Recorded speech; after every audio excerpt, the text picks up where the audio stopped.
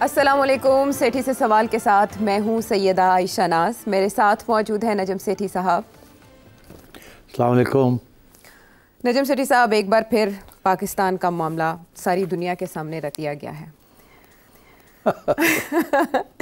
और तकरीबन पाकिस्तान को दरपेश सभी पहलुओं का उस एक ख़त में अहाता किया गया है जो बकौल टेलीग्राफ के उन्हें मौसूल हुआ है बानी पीटीआई इमरान खान साहब की तरफ से। अब ये ख़त जेल से वहाँ कैसे पहुँच जाता है, इस बारे में रावी खामोश है। और इससे पहले द इकोनॉमिस्ट में इलेक्शन से पहले जब एक लेटर, एक मजमून छपा था तो उसके बारे में कहा गया था कि ये एआई के थ्रू लिखवाया गया है। लेकिन अब ये ख़त कैसे पहुँचा, इस पे अब लकीर पीटते रहेंगे। लेकिन हमने देखना ये है कि उसमें उन्होंने बातें कैसी की हैं। द इकोनॉमिस्ट के मजमून से ज़रा मुख्तलिफ है ये मजमून, क्योंकि इसमें उन्होंने डायरेक्ट इल्ज़ामात आयद किए हैं मिलिट्री इस्टेब्लिशमेंट पे कि अगर उन्हें कुछ हुआ या उनकी अहलिया को कुछ हुआ तो उसके ज़िम्मेदार मिलिट्री इस्टेब्लिशमेंट, फ़ौजी क़यादत होगी। और ये कह रहे हैं वो कि अब इनके पास, क्योंकि उन्होंने सारे रास्ते, सारे हरबे आजमा लिए हैं इस्टेब्लिशमेंट ने, तो अब एक ही रास्ता रह गया है कि मुझे कत्ल कर दिया जाए। लेकिन मैं किसी खौफ में नहीं हूँ, क्योंकि मैं ग़ुलामी पर मौत को तरजीह दूँगा। ये टाइटल भी है इस ख़त का। अब सवाल यह है कि हम पिछले 2-3 हफ्तों से एक हलचल सुन रहे हैं। नवाज़ शरीफ साहब, पीपल्स पार्टी हाथ आगे बढ़ा रहे हैं बातचीत के लिए, उधर से भी पॉजिटिव जवाब आ रहा है। 3 नाम तजवीज़ किए जा रहे हैं। ये और बात आज इमरान खान साहब ने गुफ्तगू करते हुए कहा कि वो 3 नाम 3 जमातों के अलावा बाकी सबसे बात करेंगे। लेकिन बैरिस्टर गौहर खान और बाकी लोग सभी पाकिस्तान तहरीक इंसाफ के, वो कहते हैं हम सारी सियासी जमातों से बातचीत के लिए तैयार हैं। क्वेश्चन ये है कि एट द सेम टाइम मुल्क में बात हो रही है बैकडोर चैनल से 3 लोग जी मुतहरिक हैं और वो शराइत और तजावीज़ सामने ला रहे हैं कि इन दोनों के दरमियान ताल्लुकात बेहतर बनाए जा सकें, सियासी जमातों से बातचीत हो सके। बट टेलीग्राफ में एक मजमून छपता है जो पाकिस्तान तहरीक इंसाफ के उसी पुराने बयानिए को आगे लेकर चलता है। क्वेश्चन ये है कि क्या इमरान खान साहब अब भी उसी डायरेक्शन पर चल रहे हैं और जो जो उनका बाहर बयानिया चल रहा है वो सिर्फ एक डिफ्लेक्शन है? देखिए, मैं क्या क्या के थक गया हूँ कि सियासतदान जो होते हैं वो, उनका एक फ़लसफ़ा होता है, टॉक टॉक फाइट फाइट। मैंने बहुत दफ़ा कहा है ये, टॉक टॉक फाइट फाइट। रियासतों के दरमियान भी जब मुज़ाकरात होते हैं तो फाइटिंग कोई नहीं छोड़ देता है, टॉक साथ चलती है और फाइटिंग भी साथ चलती है, क्योंकि वो एक दूसरे को सप्लीमेंट करते हैं। अगर आप फाइटिंग ना करें तो आपकी बात सुनने के लिए कोई तैयार नहीं है। अगर आप सिर्फ फाइटिंग करें तो रास्ते बंद हो जाते हैं, तो रास्ते खुलते हैं तो जाके बात आगे बढ़ती है। तो ये एक असूल है सियासत का, खा वो डोमेस्टिक सियासत हो या इंटरनेशनल सियासत हो। मैं एग्ज़ाम्पल देता हूँ आपको, बहुत हिस्टोरिक, कि जब वियतनाम के अंदर जंग चल रही थी और अमेरिका बमबारी कर रहा था, 1970s की मैं बात कर रहा हूँ, तो उस वक़्त पेरिस के अंदर वियतनामीज़ की और अमेरिकनों की पीस टॉक्स चल रही थी और उधर वो बमबारी कर रहे थे और मार रहे थे इन थाउजेंड्स, और उधर वियट कॉन्ग जो थे वो रेजिस्टेंस कर रहे थे और वो भी लड़ाई कर रहे थे। तो ये टॉक टॉक फाइट फाइट चलती है। अब यहाँ भी खान साहब का भी यही फ़लसफ़ा है, टॉक टॉक फाइट फाइट। अपनी तरफ से वो फ़ाइट करना चाहते हैं, और वो क्योंकि उनका बयानिया फ़ाइट का है जी, मगर उन्हें पता है कि इसी बयानिए की वजह से fight pure fight talk talk नहीं की उन्होंने, तो यहाँ पहुँच गए हैं। तो इसलिए वो, अब उन्होंने अपने बंदों को कहा हुआ है कि आप अगर आप खोल सकते हैं कोई रास्ते तो खोलें। अच्छा, एक तो ये बात है। दूसरी बात ये है कि ये एक किस्म का प्रेशर टैक्टिक होता है। अब आप अगर जिस तरीके से वो प्रेशर टैक्टिक इस्तेमाल कर रहे हैं, ये एक इंतहा हो गई है इसमें। उन्होंने कोई रास्ता छोड़ा नहीं। अब वो पहले वो मिलिट्री इस्टेब्लिशमेंट की बात करते थे, नहीं, पहले वो बात करते थे इस्टेब्लिशमेंट की, फिर उन्होंने मिलिट्री इस्टेब्लिशमेंट का लफ्ज़ ऐड कर दिया उसमें, और अब उन्होंने ये कह दिया है कि under the direct guidance of the army chief, और नाम लिया है जनरल साहब का 2 बार। तो उसके बाद तो फिर कोई गुंजाइश नहीं रह जाती, क्योंकि अगर आपने सारी बात मिलिट्री इस्टेब्लिशमेंट, और उससे पहले आपने वाज़े कर दिया कि ये मिलिट्री इस्टेब्लिशमेंट जो है ये साहब की इस्टेब्लिशमें है, तो उन्होंने तो अटैक कर दी ना डायरेक्ट। तो इन्होंने अप कर दी है, जैसे कहते हैं ना, लेवल अप कर दिया है। और पहली बात। दूसरी बात ये कि लेवल अप सिर्फ ये नहीं हुआ कि military establishment guided by Asim Munir. फिर उन्होंने आगे जाके ये भी कह दिया कि अगर खुदा ना ख्वास्ता मेरी अहलिया को कुछ हुआ तो मैं I will hold directly hold, एक नाम, मिलिट्री इस्टेब्लिशमेंट का नाम नहीं लिया, डायरेक्ट नाम ले लिया उन्होंने, तो और ज़्यादा अप हो गया। अब जो इंटरेस्टिंग बात यह है कि ये जो 2 मजमून उनके नाम पे छपे हैं, ये कहाँ छपे हैं, और दोनों मजमून में उन्होंने पहले मिलिट्री इस्टेब्लिशमेंट और आगे बढ़ गए हैं। ये पहले लंदन इकोनॉमिस्ट में छपा और अब जाके लंदन की डेली टेलीग्राफ में छपा।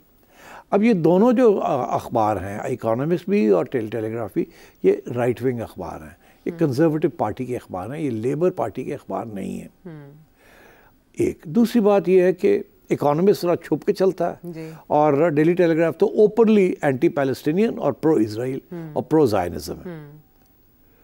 तो अब बड़ी इंटरेस्टिंग बात है कि खान साहब के मजमून जो छप रहे हैं वो राइट विंग अखबारों में छप रहे हैं। तो अब ये क्यों ऐसी बात है कि वो कंजर्वेटिव पार्टी के जो लोग हैं, ये जो राइट विंग ब्रिटिश एस्टैब्लिशमेंट है, वो खान साहब को सपोर्ट कर रही है। अच्छा, अब वहाँ मैं इससे आगे नहीं जाऊँगा बिकॉज खान साहब के जो ब्रदर इन लॉ हैं वो भी कंजर्वेटिव पार्टी में हैं और उनके बहुत से तल्लुकात हैं with the state of Israel. तो मैं ये समझता हूँ कि उन्होंने फिर जैसे उन्होंने वहाँ राइट विंग डोनाल्ड ट्रंप के साथ अच्छे तल्लुकात बनाए थे अमेरिका में, इसी तरीके के साथ यहाँ भी वो राइट विंग में यूके के अंदर राइट विंग में वो तल्लुकात उन्होंने बनाए हैं। अब वो इसलिए क्योंकि उन्हें पता है कि ज़्यादातर जो पाकिस्तान अफवाज के जो तल्लुकात हैं with the American establishment and with the British establishment, वो राइट विंग अमेरिकन एस्टैब्लिशमेंट और राइट विंग ब्रिटिश एस्टैब्लिशमेंट। तो इसलिए उनको ये इस बात का एहसास है कि अगर किसी ने पाकिस्तानी मिलिट्री एस्टैब्लिशमेंट के ऊपर प्रेशर डालना है तो right wing American establishment which is the pentagon and the military industrial complex and Donald Trump एक तरफ, और इस तरफ the conservative party and these papers like the Economist and like this। तो मैं ये समझता हूँ this is a great strategy। ये इसमें ज़ाहिर है उनको किसी ने समझाया ये सारी बात और इसलिए वो उन्होंने ये प्लेटफॉर्म्स लिए हैं और उनका यही मौक़िफ़ है कि जितना ज़्यादा प्रेशर मैं डालूँगा उतनी ज़्यादा मिलिट्री इस्टेब्लिशमेंट एक्सपोज होगी यहाँ की और उसके ऊपर प्रेशर आएगा from the international right wing military establishment, क्योंकि खान साहब इज़ ट्राइंग टू वू, उनके साथ रब्ता रखना चाह रहे हैं। उनको पता है कि अगर कोई लिबरल इस्टेब्लिशमेंट हो तो वो शायद खान साहब को सपोर्ट नहीं करेगी, राइट विंग इस्टेब्लिशमेंट शायद खान साहब को सपोर्ट करे। तो इस किस्म की सियासत है बट टॉक फाइट। खान साहब इस जो कहते हैं ना कि बिल्कुल ऊपर ले जा रहे हैं, ये मिलिट्री इस्टेब्लिशमेंट के ऊपर प्रेशर डाल रहे हैं कि, और प्रेशर किस बात का, 2 बातें, एक ये कि इलेक्शन करवाएं, दूसरा ये मुझे जेल से निकालें। और आज आपने देख ही लिया कि वो जो एक रिटायर्ड जनरल साहब हैं उन्होंने भी जो प्रपोजल फ्लोट की है रेकन्सिलिएशन की, उसके अंदर क्या है, मोटा पॉइंट ये है कि जी ये 2 साल के बाद इलेक्शन करा लें। बिल्कुल 2 साल में आप इलेक्शन करा लें। अब 2 साल क्यों, 1 साल क्यों नहीं, 3 साल क्यों नहीं, क्योंकि 2 साल रहते हैं जनरल आसिम मुनीर की एक्सटेंशन के लिए या रिटायरमेंट के लिए। सो दिस इज, तो इसलिए ये 2 साल वाली बात जो है इसकी अहमियत बन जाती है। तो ये सब चीज़ें लिंक्ड है एक दूसरे के साथ। तो खान साहब एक स्ट्रेटजी के तहत ये सब कुछ कर रहे हैं। तो इसीलिए ये जो बाकी लोग जो हैं, एक तरफ उन्होंने 3 मेंबर कमेटी भी बना दी है कि इन तीनों, ये 3 में से कोई भी बात करे मुझे कोई इतराज़ नहीं है। गंडापुर साहब हैं, उमर अयूब हैं और शिबली फराज साहब हैं, मगर अब एक और चौथा मोहरा जो है वो भी कूद गया है, वो है फवाद चौधरी साहब। फवाद चौधरी साहब भी बाहर आ गए हैं और अब उनकी ये कोशिश होगी कि ये तीनों के पत्ते काट के वो भी रास्ता निकालें खान साहब के लिए, ताकि खान साहब उनके लिए रास्ता निकालें, वो वापस पीटीआई में आ जाए। क्योंकि फवाद चौधरी के ख़िलाफ़ काफ़ी पीटीआई के अंदर रिजेंटमेंट है, पहले भी थी और अब तो ज़्यादा है, बिकॉज वो समझते हैं कोई डील करके ये बाहर आए हैं। तो इसलिए और फवाद चौधरी साहब थोड़े बहुत हाथ पैर मार रहे हैं। उन्होंने बड़ी इंटरेस्टिंग एक बात की है, उनसे ये पूछा गया कि कोई डील होने जा रही है, आप चाहेंगे कोई डील हो जाए बिटवीन इमरान खान और मिलिट्री इस्टेब्लिशमेंट, तो और क्या आप उनसे डील करने जा रहे हैं? उन्होंने कहा नहीं, डील वील कोई नहीं होनी, हमने एंगेजमेंट करनी है। उन लफ्ज़ इस्तेमाल किया एंगेजमेंट, हमने एंगेजमेंट करनी है, मतलब बातचीत शुरू करनी है, हम कोई डील नहीं करेंगे। तो एक तरफ वो एनआरओ मांग रहे हैं बेसिकली, दूसरी तरफ वो कह रहे हैं हम तो एंगेज होना चाह रहे हैं, रास्ते बातचीत करना चाह रहे हैं, बातचीत पे क्या हर्ज है, डील हम नहीं करेंगे। तो इसका ये मतलब है कि एक तरफ नो डील ठीक है। दूसरी तरफ ये कि एंगेजमेंट से मुराद ये हमारे लिए रास्ता खोलें, मगर हमारी टर्म्स पे खोलें, और वो टर्म्स जो हैं वो एक रिटायर्ड जनरल साहब ने आपके आगे रख दी है कि जी 2 साल के अंदर ये हुकूमत जाए और एक इलेक्शन हो जाए। हाँ, लेकिन इमरान खान साहब ने डयाला जेल में गुफ्तगू करते हुए कहा है कि मैंने किसी को कोई टास्क, किसी रिटायर्ड को कोई टास्क नहीं। जाहिर है डायरेक्ट तो कभी भी नहीं देते, और आपको पता ही है जो right wing military establishment retirement में है, हाँ। उसमें मैं समझता हूँ 80% लोग जो हैं वो खान साहब के साथ हैं। तो वो तो आपने देख ही लिया जिस तरीके से पिछले महीनों में जो कैंपेन चली थी ऑफ रिटायर्ड आर्मी पर्सनल। जी बिल्कुल। लॉ ये पाकिस्तान में भी और आउटसाइड पाकिस्तान अभी भी सबसे बड़ी लॉबी जो है वो आउटसाइड पाकिस्तान बैठी है। हाँ। जो कि वहाँ से बैठ के ये चला रही है पूरी कैंपेन। तो ये कोई it's all part of a particular pro Imran Khan lobby. Okay, part of a design. उसी डिज़ाइन का किसी डिज़ाइन का जिक्र इमरान खान साहब ने भी किया, और जो बात आप कर रहे हैं सेठी साहब, हामिद खान साहब ने भी एक इंटरव्यू में वही बात की है कि जब बहुत ज़्यादा दबाव होता है तभी इस्टेब्लिशमेंट बात करने के लिए मजबूर होती है, और अगर हुक्मरान इत्तेहाद हुकूमत छोड़ दे तो ही बात हो सकती है। यानी जितना आपका एनालिसिस था वो हामिद खान साहब ये कह रहे हैं जी, तो कह रहे हैं कि प्रेशर जितना ज़्यादा डाले वो अच्छा है। तो अब मेरा सवाल ये है कि इससे पहले आप बता चुके कि, सॉरी टू कट यू, इससे पहले आप बता चुके कि इस्टेब्लिशमेंट की तरफ से नो इंटरेस्ट, नो लिफ्ट। इस तरह के मजमून के बाद क्या इस्टेब्लिशमेंट दबाव में आएगी? मैं ये समझता हूँ कि प्रेशर तो आएगा, डायरेक्टली कभी भी इस्टेब्लिशमेंट बात नहीं करेगी, मगर अब जब इस किस्म के आइडियाज़ फ्लोट होने शुरू हो गए हैं ये जनरल लोधी रिटायर्ड कहते हैं कि जी मैंने तो पहुँचा दी अपने प्रपोजल्स, मगर कुछ जवाब नहीं मुझे मिला। उनको मिल गया मगर जवाब नहीं मिला। मैं नहीं समझता कि कोई फॉर्मल जवाब मिलेगा उनको। मैं आज पेशन गोई करता हूँ कि मिलिट्री इस्टेब्लिशमेंट की तरफ से कोई जवाब नहीं मिलेगा उनको, मगर ये ज़रूर है कि जवाब मिलेगा किसी और किस्म का। अब वो क्या होगा वो I rather not go there, वो तो फिर खुद ही वो फैसला करेंगे उन्होंने क्या जवाब देना है। मगर देखिए ना जवाब देना भी तो जवाब होता है। बिल्कुल ऐसे ही है ना, बोलना और साइलेंट रहना दोनों जवाब होते हैं। Silence is also an expression. याद है आपको DGISPR की ये बिल्कुल, बिल्कुल। तो silence is golden, sometimes silence is very loud. तो ये लाउड साइलेंस ना हो जाए। मुझे जो बात दिलचस्प लगती है कि एक सीजन्ड जर्नलिस्ट ने ये बात उठाई है, और उन्होंने ये बात यहाँ तक उठाई कि अब फ्रंट पेज पे अखबारों के आनी शुरू हो गई है और डिस्कशन में आनी शुरू हो गई। आपको याद होगा पिछले हफ्ते आपने जिक्र किया था और मैंने एक ही सेंटेंस में इसको रिजेक्ट कर दिया था, याद है कि जी ये कौन लोग हैं और ये क्या कर रहे हैं, इसकी कहीं बात बनेगी या नहीं बनेगी। मैंने कोई बात नहीं बनेगी। तो वो पिछले हफ्ते और आज इस हफ्ते फ्रंट पेज की न्यूज़ बननी शुरू हो गई है और उसके ऊपर तबसरे होने शुरू हो गए। तो इसके पीछे भी तो कोई चीज़ होगी ना। क्या ये हमदर्दियाँ हैं खान साहब के साथ, या एंटी इस्टेब्लिशमेंट जो एक माहौल बना हुआ है इस मुल्क के अंदर ये उसका ये रिफ्लेक्शन है, या लोग ये जेन्युइनली परेशान हैं कि इस मुल्क के जो प्रॉब्लम्स हैं उनके हल निकलने चाहिए और ये जो इस किस्म का जो डेडलॉक है उसको ब्रेक करना चाहिए। तो मैं समझता हूँ इसके अंदर ये मिक्स्ड इमोशंस हैं। ये मुहिब्बुल वतनी का भी ये एक इजहार है कि ये जो क्राइसिस है इसको किसी तरीके से रिजॉल्व किया जाए। मगर प्रॉब्लम जो आ रही है ये क्यों आसानी से रिजॉल्व नहीं होगी, वो इसीलिए नहीं होगी क्योंकि खान साहब ने बहुत सख्त पोजीशन इख्तियार की हुई है और खान साहब का ट्रैक रिकॉर्ड भी बड़ा सख्त है। इसलिए मैं, और जो आजकल के जो मिलिट्री इस्टेब्लिशमेंट की लीडरशिप है उन्होंने भी एक सख्त रवैया इख्तियार किया है। मेरा ये मौक़िफ़ है कि या इन दोनों में से ये नहीं होगा कि ये मिलिट्री इस्टेब्लिशमेंट खान साहब के साथ बैठ के कोई मुज़ाकरात करे, क्योंकि खान साहब के demands are completely unacceptable to this establishment. तो या तो इस इस्टेब्लिशमेंट में तब्दीली आए या खान साहब जो हैं वो अपना मौक़िफ़ जो है वो जेन्युइनली चेंज करें और कन्विंस करें कि उन्होंने चेंज किया है। मगर ये एक क्राइसिस डेफिनेटली है। आपने देखा कि इस ख़त के अंदर उन्होंने IMF को भी लताड़ा जी। और वो बिल्कुल वो कह रहे हैं कि जब तक ये पॉलिटिकल इंस्टेबिलिटी चलेगी मईशत नहीं ग्रो करेगी। तो वो ये इशारा है उन लोगों की तरफ जो लोग यहाँ फॉरेन इन्वेस्टमेंट करना चाह रहे हैं। SIFC का is headed by the army chief, right. तो वो कोशिश कर रहे हैं यहाँ फॉरेन इन्वेस्टमेंट लाने की और मईशत को चलाने की, और पटरी से उतर चुकी है उसको वापस वहाँ लाने की। और ख़ान साहब जो हैं दुनिया को ये कह रहे हैं कि इस मुल्क के अंदर कोई फॉरेन इन्वेस्टमेंट मत करें, यहाँ पॉलिटिकल इंस्टेबिलिटी, और जब तक ये नहीं हल होगी ये मुल्क स्टेबल नहीं होगा और इकॉनमी रिवाइव नहीं होगी। तो आप देख लीजिए ना कि किस लेवल पर ये कॉन्फ्रंटेशन जो है वो चली गई है कि पाकिस्तान की जो एक्चुअली जो नेशनल इंटरेस्ट में जो इश्यूज़ हैं उसको भी खान साहब चैलेंज कर रहे हैं। यस। और ये कि वो जो 6 जजेस का ख़त है उसको भी उन्होंने इस ख़त में मेंशन किया। और सिर्फ यही नहीं, उन्होंने जो चीफ जस्टिस ऑफ पाकिस्तान है और इस्लामाबाद हाई कोर्ट के चीफ जस्टिस, उनकी माजूरी का भी जिक्र किया कि वो इस बारे में कुछ नहीं कर पाए अभी तक। तो उन पे भी प्रेशर आ गया ना जी। तो जवाब आपने कहा उधर से तो नहीं आएगा, तो इधर से आएगा, जुडिशरी से जी।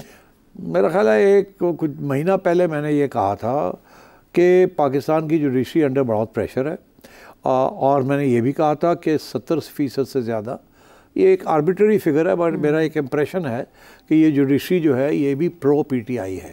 और इसलिए क्योंकि बहुत अवाम जो है वो इस वक्त बड़ी प्रो पीटीआई है, तो ये एक इशू बना हुआ है। अच्छा। और जजेस जब घर जाते हैं तो उनके बेटे बेटियां जो है वो सारे ही जो है मेरा ख्याल है प्रो पीटीआई हैं। यानी जजेस पे पब्लिक सेंटिमेंट का असर होता है। बिल्कुल होता है, एब्सोल्युटली होता है। और मेरा ख्याल है वो अभी भी है और वो ख़त्म नहीं होगा। और खान साहब की यही कोशिश है कि एक तरफ इस्टेब्लिशमेंट मिलिट्री, दूसरी तरफ सुप्रीम कोर्ट और हाई कोर्ट की इस्टेब्लिशमेंट, उन दोनों को ऊपर प्रेशर रखा जाए। तो इन सब चीज़ों के होते हुए अब इसमें एक एक चीज़ को उन्होंने इवन के ईस्ट पाकिस्तान को भी डिस्कस किया, एक्स प्लेटफॉर्म पे बैन का भी उन्होंने जिक्र कर दिया, फिर जुडिशरी की मजबूरियों का भी उन्होंने बता दिया, फिर टेररिज्म का भी जिक्र कर दिया, फिर यूएस के जो स्टेट डिपार्टमेंट की ह्यूमन राइट्स प्रैक्टिसेस के हवाले से रिपोर्ट है उसको भी मेंशन कर दिया। लेकिन दूसरी तरफ जब हमने नून लीग और पीपल्स पार्टी का रवैया देखा कि वो कहते हैं हम बातचीत के लिए तैयार है, अब इस तरह के इसे बोलेंगे बाउंसर के बाद कि आप किसी को जिम्मेदार ठहरा रहे हैं और कह रहे हैं कत्ल की कोशिश की जा रही है, क्या पॉलिटिकल पार्टीज अब भी इंगेज करेंगी? पॉलिटिकल पार्टीज कह रही हैं कि हम खान साहब के साथ एंगेज करना चाहते हैं। खान साहब कह रहे हैं मैं इंटरेस्टेड नहीं हूँ आपके साथ, आप तो पपेट्स हैं, मैं तो जो मालिक है उनके साथ बात करना चाहूँगा ना, क्योंकि मैं भी एक मालिक हूँ, वो भी एक मालिक है, मैं अवाम का मालिक हूँ, आप सारी रियासत के मालिक हैं, तुसी कौन हो? तो जीवन है ना, तो आपको तो उठा के ला के वहाँ खड़ा कर बिठा दिया। और भूल गए हैं कि आप भी ऐसे ही आए थे, इसी एस्टैब्लिशमेंट ने आपको कहीं से उठा के बैठा दिया था। तो अब आप कह रहे हैं कि वो कहते हैं the boot is on the other foot. तो खान साहब मेरा ख्याल है कि ये वैसे इशू बहुत सीरियस है और इसको रेजोल्यूशन के बगैर बड़े मसले बनेंगे। अब कैसे रिजॉल्व होगा, खान साहब पीछे हटेंगे या एस्टैब्लिशमेंट पीछे हटेगी, या हालात ही ऐसे बन जाएंगे किसी न किसी वजह से कि किसी एक को पीछे हटना पड़ेगा। तो सिर साहब, इससे पहले भी जब मोहतरमा बीबी शहीद बेनज़ीर भुट्टो साहिबा ने एक लेटर लिखकर अपने लाइफ थ्रेट से आगाह किया था, एक ईमेल के थ्रू 4 नाम मेंशन किए थे, वो फिर बाद में मुल्क आई तो वो शहीद भी हो गई। जब इस तरह से एक वर्ल्ड क्लास लीडर अपने लाइफ थ्रेट्स के बारे में बताता है तो कितना सीरियस इन खदशात को लेना चाहिए? लेना तो चाहिए, मुझे लिया नहीं जाता। मोहतरमा ने तो 4 नाम लिए थे, चारों नाम जो हैं उसके ऊपर कोई एक्शन नहीं लिया गया और चारों धंधना रहे हैं बाहर बैठ के और किसी किस्म की उनके ऊपर दाग नहीं लगा और ज़्यादा डिस्कशन भी नहीं हुई। हालांकि उनमें से कम एक दो एक्टर्स जो थे वो तो मुशर्रफ की रेजीम के साथ बड़े क्लोजली रिलेटेड थे, तो इसलिए मेरा ख्याल है ये लोग इन चीज़ों को ज़रा इनकी तरफ तवज्जो नहीं देते, स्पेशली अगर रियासत के साथ उनका कोई ताल्लुक हो। आपको नहीं लगता कि हुकूमत को चाहिए? सिर्फ ये कह दूं कि देखिए ना, केसेस तो चले थे ना जी, बनाए गए थे मर्डर केस, कहाँ गया? पूछ लीजिए जरदारी साहब को, स्कॉटलैंड यार्ड तक का ही कहाँ गया? जरदारी साहब को पूछे वो केसेस का क्या हुआ जो मोहतरमा के मर्डर के ऊपर बने थे। याद भी नहीं किसी को कि केस हुआ क्या हुआ, वो अभी तक पड़ा हुआ है या कोई कंक्लूजन निकली या नहीं निकली, क्या हुआ, इन्वेस्टिगेशन का क्या हुआ, कुछ नहीं पता चला। हो सकता है आज से 40-50 साल बाद कोई रेफरेंस सुप्रीम कोर्ट जाए और भुट्टो रेफरेंस जैसा ही कोई फैसला, फिर भी ये नहीं पता चलेगा। अलबत्ता ये कोई फैसला आ सकता है कि हाँ जी उसमें फलाने का हाथ था, ये कभी नहीं पता चलेगा। वो तो तालिबान ने, बैतुल्ला मसूद ने कहा था कि मैंने किया है, बात वहीं ख़त्म हो गई थी।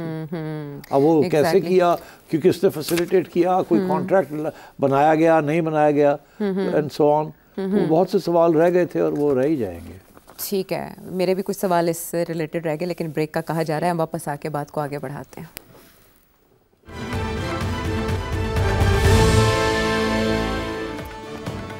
शो में एक बार फिर खुश आमदेद। अच्छा, क्वेश्चन जो है वो है बड़ा इंटरेस्टिंग, अमेरिकन इलेक्शन से रिलेटेड। मुझे उससे ये बात भी याद आ गई कि एयर बेसिस का इकोनॉमिस्ट वाले मजमून में भी जिक्र किया खान साहब ने, और अब फिर इस लेटर में कर दिया। ये उनको खबर कौन देता है जिसको दफ्तर खारजा की तरदीद करनी पड़ती है कि भाई ऐसा कुछ नहीं? देखिए, खान साहब प्राइम मिनिस्टर रहे हैं ना। अच्छा, तो ये बातें तो उनके ज़माने में भी होती होंगी ना। हाँ। तो उनको तो पता है एजेंडा के ऊपर आइटम्स कौन से थे बिटवीन US पाक। ओके। तो खान साहब नोज कि डिस्कशंस जारी थी। मैंने भी अपने एक प्रोग्राम में जिक्र किया था, पसंद नहीं आई मेरी बात कहीं, मगर खान साहब को पता है कि ये आइटम एजेंडा आइटम था। अब वो सोच रहे होंगे कि पता नहीं ये इन्होंने कंसीड कर दिया या नहीं किया, क्योंकि उस वक्त तो ये बातें चल रही थी, कंसीड नहीं किया था। मगर मेरा नहीं ख्याल अभी भी कंसीड किया है, मगर मेरा ख्याल है खान साहब को पता है कुछ बातों का। कमजोरी का वो कहते हैं ना, दुखती रग शायद वो छेड़ के ना आइडिया तो हो जाता है खत पढ़ने के बाद। लेकिन एहसन साहब पूछना क्या चाह रहे हैं जी? आने वाले अमेरिकन इलेक्शंस में जहां हमें ये लग रहा है कि शायद ट्रंप को बाइडन पर बतरी हासिल है, सबकत हासिल है, अगर ट्रंप जीत जाते हैं तो उसके मुहर्रिकात पाकिस्तान पर क्या होंगे और दूसरे रीजन्स पे क्या होंगे, और जो यूक्रेन रशिया वॉर है क्या वो किसी अंजाम की जानिब जा सकेगी? हाँ जी, ऐसे है कि ट्रंप जीत जाते हैं, हाँ बिल्कुल 50-50 चल रहा है इस वक्त, तो ट्रंप जीत सकते हैं, मगर श्योर नहीं है। मेरा ख्याल एक आध स्टेट में ये फैसला होगा कि कौन जीतता है और कौन हारता है। अगर ट्रंप जीत जाते हैं तो आप सोचिए कि ट्रंप ने वही काम करना है जो वो पहले करते रहे। अब वो क्या कर रहे थे पहले और अब क्या करेंगे? एक तो वो नेटो की एक्सपेंशन के ख़िलाफ़ है। वो समझते हैं कि यूरोप को खुद पैसे अब अपनी डिफेंस के लिए पैसे कुछ कंट्रीब्यूट करना चाहिए। ये सारे का सारा बोझ जो है ये अमेरिका को नहीं उठाना चाहिए। तो एक तो ये, और यूरोप इस बात को पसंद नहीं करता। वो तो कहते हैं जी अमेरिकन ट्रूप्स भी यहाँ बेस्ड हों, सारा नेटो को अमेरिका ही चलाए और हमारी डिफेंस जो है वो सारी की सारी अमेरिका ही करे, क्योंकि वो समझते हैं कि उनकी मईशत जो है वो काफ़ी कमज़ोर है कंपेयर टू दी अमेरिकन, और वो समझते हैं कि वो इतने बड़े ज़्यादा पैसे डिफेंस के लिए नहीं दे सकते, इसलिए वो नेटो के अंदर रहना चाहते हैं और वो चाहते हैं कि अमेरिका नेटो को स्ट्रॉन्ग रखे। मगर ट्रंप का ये मौक़िफ़ है कि नहीं, अब वक्त आ गया कि यूरोप जो है वो अपनी डिफेंस का खुद फैसला करे, और कुछ नहीं तो नेटो सारा का सारा ख़र्चा अमेरिका को नहीं उठाना पड़े, ये खुद भी कंट्रीब्यूट करें अपनी डिफेंस के लिए। पहली बात तो एक तो ये कि अमेरिका यूरोप रिलेशंस जो है वो और टेंस हो जाएंगे। नंबर 2, वो नहीं समझते कि Russia possess a big threat. वो पेंटागन और मिलिट्री इंडस्ट्रियल कॉम्प्लेक्स के ख़िलाफ़ हैं। उनका ये मौक़िफ़ रहा है कि ये हमारी अमेरिका की जो मिलिट्री इंडस्ट्रियल कॉम्प्लेक्स है ये हर जगह पे चाहती है कि रिजीम चेंज हो, जंग हो, ताकि इनके बजट्स बढ़ें और कमीशंस बढ़ें और ये अपने टेंटिकल्स जो है सारी दुनिया में फैलाएं। ट्रंप समझता है कि हमें उसको डोमेस्टिक इकॉनमी की तरफ तवज्जो देनी चाहिए, और वो थोड़ा सा आइसोलेशनिस्ट है जिसे कहते हैं। वो समझता है कि अमेरिका ने बहुत बड़ा अपना एक्सटर्नल रोल किया हुआ है, इसकी कोई ज़रूरत नहीं है, तो घर में तवज्जो देनी चाहिए और घर में अपलिफ्ट करनी चाहिए, और ये जो जंगजू किस्म की जो रियासत बनी हुई है अमेरिका की, इसको कमज़ोर करना चाहिए। मगर साथ साथ वो इमिग्रेशन के भी ख़िलाफ़ हैं, स्पेशली मैक्सिकन इमिग्रेंट्स, और वैसे भी इमिग्रेशन पॉलिसीज़ को वो टाइट करना चाहते हैं, क्योंकि वो एक जैसे आप समझ रहे हैं ना वाइट सुप्रीमेसिस्ट और इनवर्ड लुकिंग अमेरिका को बनाना चाह रहे हैं। वो समझते हैं कि बहुत ज़्यादा इंटरनेशनलिस्ट हो गया अमेरिका और इसके प्रॉब्लम्स ही इसी वजह से हो रहे हैं। तो मैं ये समझता हूँ कि वो कोरिया के साथ भी बना के रखना चाहते हैं, लड़ाई झगड़ा नहीं करना चाहते। चाइना के साथ भी कारोबार करना चाहते हैं, रशिया के साथ वो लड़ाई झगड़े नहीं करना चाहते, और वो समझते हैं कि नेटो को आगे नहीं बढ़ना चाहिए। और वो समझते हैं ये जो बाइडन की पॉलिसी है, यूरोप की जो पॉलिसी है, जिसके साथ वो यूक्रेन को नेटो में इंक्लूड करके रशिया के बिल्कुल बॉर्डर के ऊपर अपनी पहुंचना चाहते हैं, और वो समझते हैं कि रशिया इज़ जस्टिफाइड कि वो ये ना करे। इसके अलावा भी वो ये समझते हैं कि पैलेस्टाइन के लिए जो सपोर्ट दुनिया में अब उभर रही है, वो समझते हैं American foreign policy towards Israel, इसको भी तब्दील करने की ज़रूरत है। तो मैं ये समझता हूँ कि on the whole internationally Donald Trump की जो पॉलिसीज़ होंगी वो बेनिफिशियल होंगी, मगर डोमेस्टिकली वो राइट विंग पॉलिसीज़ होंगी, वो anti freedom, anti individualism, anti liberalism और आइसोलेशनिस्ट, एंटी इमिग्रेशन, तो इस किस्म की उनकी पॉलिसीज़ होंगी। अब आइए आप पाकिस्तान की तरफ आपने देखा कि जब वो पावर में थे तो उन्होंने बड़े सख्त बयान दिए थे पाकिस्तान के ख़िलाफ़। एक बयान ये भी था कि पाकिस्तान ने 20 साल हमें अब क्या लफ्ज़ इस्तेमाल करूँ, वो बनाया है और अब हम वो नहीं बनना चाहेंगे, और ये 20 अरब डॉलर हमसे ले गए और हमसे गेम्स खेलते रहे, डबल क्रॉसिंग करते रहे। तो उनका मौका बड़ा क्लियर है पाकिस्तान के बारे में। मगर अब क्योंकि पाकिस्तान की ज़रूरत नहीं है उन्हें, और वो समझते हैं कि अफ़गानिस्तान के अंदर भी मुदाखलत अमेरिका की अब नहीं होनी चाहिए, तो मेरा ख्याल है कि उनकी दिलचस्पी पाकिस्तान में बड़ी कम से कम रहेगी, अब मिनिमल रहेगी। उस वक्त तो फिर थोड़ी सी इंटरेस्ट था, बिकॉज अभी विड्रॉल होनी थी और सब कुछ हो रहा था, मगर अब वो फारग हो चुके हैं अफ़गानिस्तान से, और ये बेसेस और इस किस्म की चीज़ वो इसको ज़्यादा इनक्रेज नहीं करेंगे। अलबत्ता ये ज़रूर है कि वो इंटरेस्ट रखेंगे इन टर्म्स ऑफ कि यहाँ कोई ऐसी टेररिज्म ना उभरे जिसका इम्पैक्ट जाके पाकिस्तान पे पड़े, मगर इससे ज़्यादा वो ज़्यादा पाकिस्तान में दिलचस्पी नहीं शो करेंगे। यानी माजी में जो कहा जाता था कि पाकिस्तान में हुकूमतों की तब्दीली किरदार रहता, तो वो इसलिए था कि अमेरिका को पाकिस्तान की ज़रूरत थी, और सेठी साहब कह रहे हैं कि अब ऐसी कोई ज़रूरत। सवाल का जो रुख है या इशारा था वो ये था कि क्या वो इमरान खान की इमदाद करेंगे, क्योंकि वो बड़ी दोस्ती थी, लगता है ऐसे था कि बड़ी दोस्ती है। आपको याद होगा कि इमरान खान साहब जब वापस आए थे डोनाल्ड ट्रंप को मिल के, तो एयरपोर्ट पे उन्होंने कहा था कि मुझे ऐसे लगता है कि मैं वर्ल्ड कप जीत के आया हूँ एक दफ़ा फिर। तो मगर ज़ाहिर है वो वर्ल्ड कप तो क्या जीता है, जीत के आए थे, ऐसी कोई बात नहीं थी, दोस्ती शोस्ती कोई नहीं होती, ये इंटरेस्ट की बात होती है। और मैं समझता हूँ कि डोनाल्ड ट्रंप जो है वो एक रूटीन किस्म के बयानबाजी करेंगे, मगर क्या वो आगे बढ़ के और इमरान खान की को मदद करेंगे, आई डोंट थिंक सो। चले, ये जवाब भी मिल गया, और यही शायद जानना चाह रहे थे हमारे व्यूअर। वापस आते हैं ब्रेक के बाद।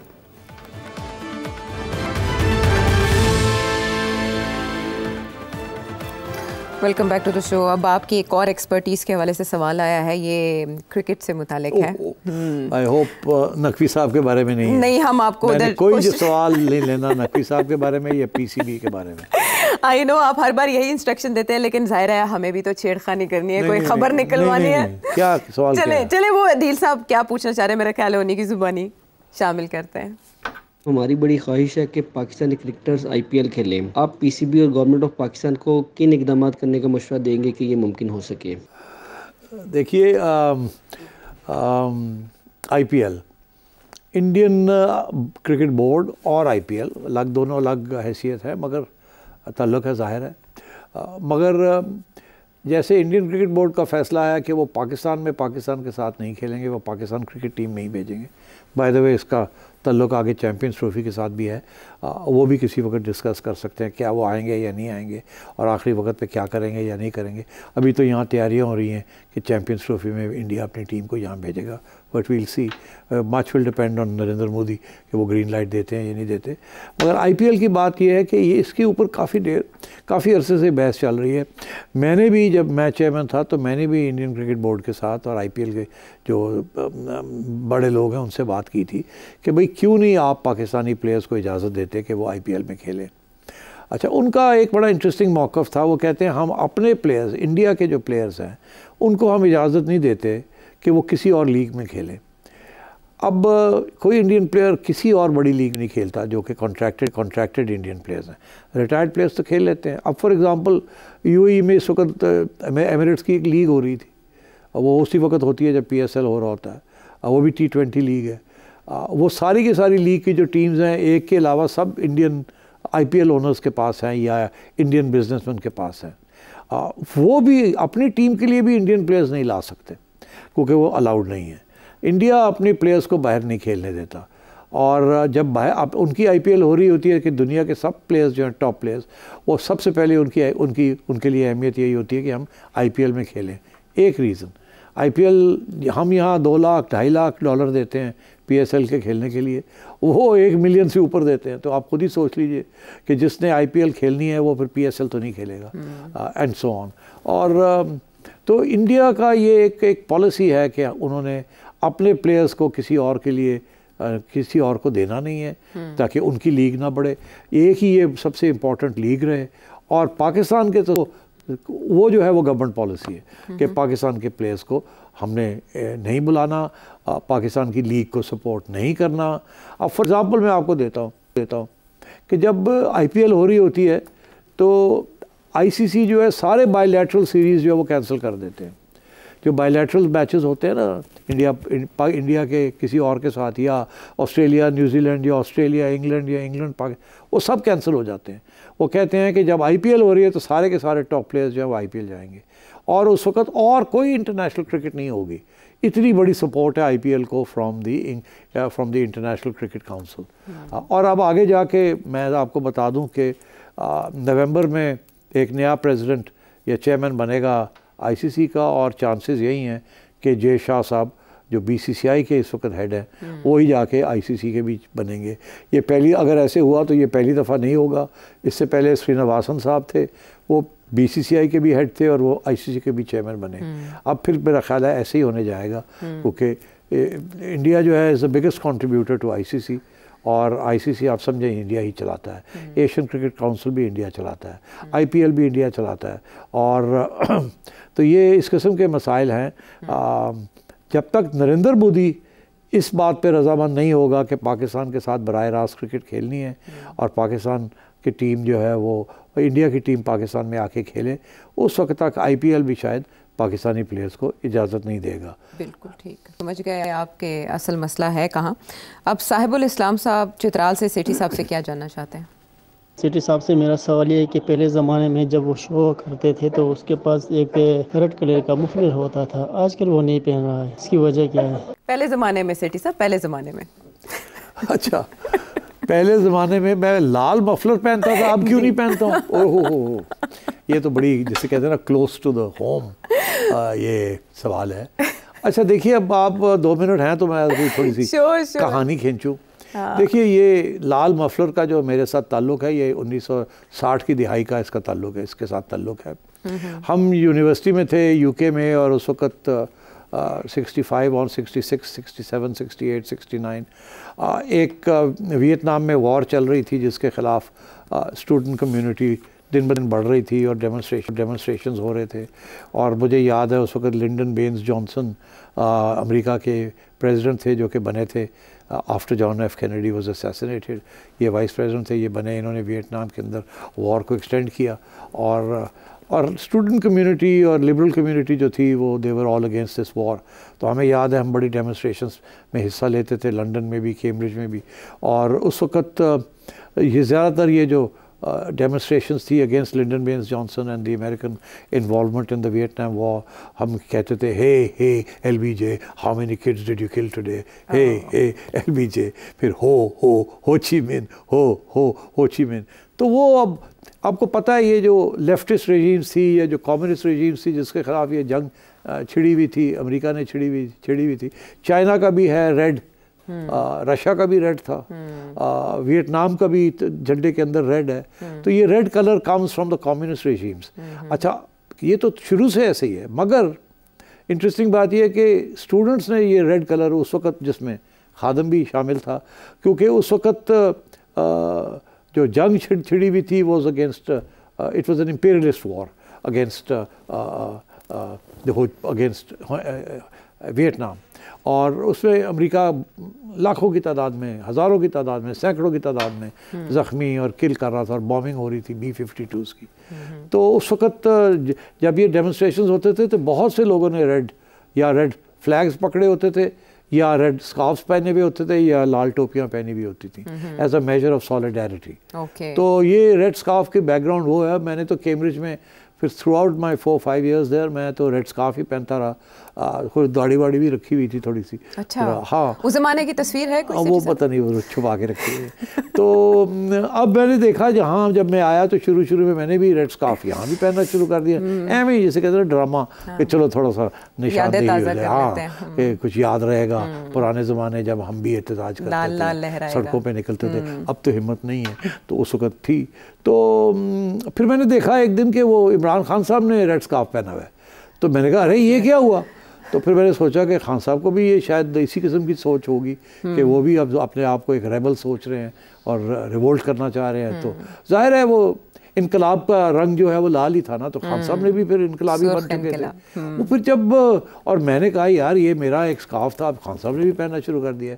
तो फिर मैंने सोचा यार इसको मैं रखूं या ना रखूं। अच्छा। अभी मैं सोच ही रहा था तो एक दिन मैंने देखा कि शेख रशीद साहब, हाँ, उन्होंने भी लाल स्कार्फ लेना शुरू कर दिया। मैंने कहा हुण बहुत हो गया, हुण मैं ला देना, हुण शेख साहब अगर लाल स्कार्फ पहन गए तो मैं तो इस खाते दस्तबरदार होता हूँ। तो वो फिर मैंने लाल स्कार्फ आपने संभाल के रखा है? संभाल के रखा हुआ है, और जिस दिन शेख साहब उतारेंगे तो मैं वापस बड़ा इंटरेस्टिंग सवाल आया, और इसका जवाब उससे ज़्यादा इंटरेस्ट मज़ीद जानना चाहें तो इस नंबर पर भेजिए जो आपके सामने टेलीविजन स्क्रीन पर। अगले प्रोग्राम तक के लिए इजाज़त दें।